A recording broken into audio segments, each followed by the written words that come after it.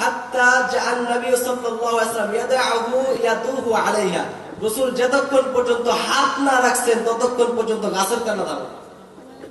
গাছ রাসূলকে চিনছেন, তিরমিজি শরীফে আসছে যে গাছটা কিভাবে কাঁদছেন, কাহান্নিস সবিকি, একটি বাচ্চা যখন কান্না করে, একটি মানুষের বাচ্চা যখন কান্না করে, সাহাবায়ে কেরাম বলতেছেন ঠিক সেই মানুষের বাচ্চার কান্না আমরা গাছ থেকে পাইতেছি। মানুষের কান্নার গাছ থেকে মানুষের কান্না আওয়াজ পাইতেছিল। হাত্তা জাআন নবী সাল্লাল্লাহু আলাইহি ওয়াসাল্লাম ফাহদানাহু, যতক্ষণ আল্লাহ নবী সাল্লাল্লাহু আলাইহি ওয়াসাল্লাম সেই গাছকে জড়ায় ধরেন নাই ততক্ষণ পর্যন্ত সেই গাছের কান্না থামে না।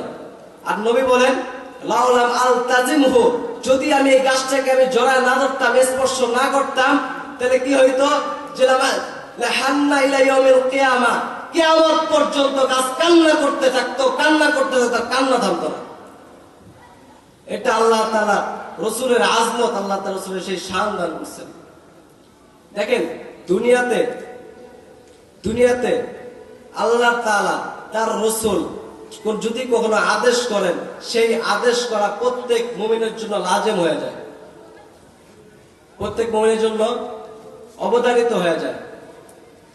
যদি আল্লাহ রাসূল আদেশ করেন, কিন্তু কোন বিষয়ে যদি রাসূলের মনঃক্ষুণ্ণ হয়, তার মন মতো না হয়, মনে কষ্ট পায়, সেটা আল্লাহ তাআলা উম্মতের জন্য লাজেম করে দিয়েছেন। কিভাবে? শেষ কথাটা বুঝেন,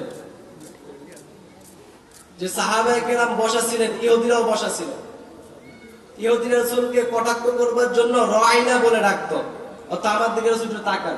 কিন্তু রায়নার শব্দটা হিব্রু ভাষায় একটা গালি হয়, আর আরবিক ভাষায় হয় উনজুর না, আমার দিকে তাকান। তো সাহাবায়ে কেরাম তো বলতেন রাসূল আমি বুঝতেছি না, একটু আমার দিকে তাকান। ইহুদিরা বলতো কটাক্ষ করে, গালি দিয়ে, কিন্তু রাসূল মনঃক্ষুণ্ণ হইতেন, রাসূল কষ্ট পাইতেন, কারণ মুসলমানরা রায়না বলতেছেন। তো আল্লাহ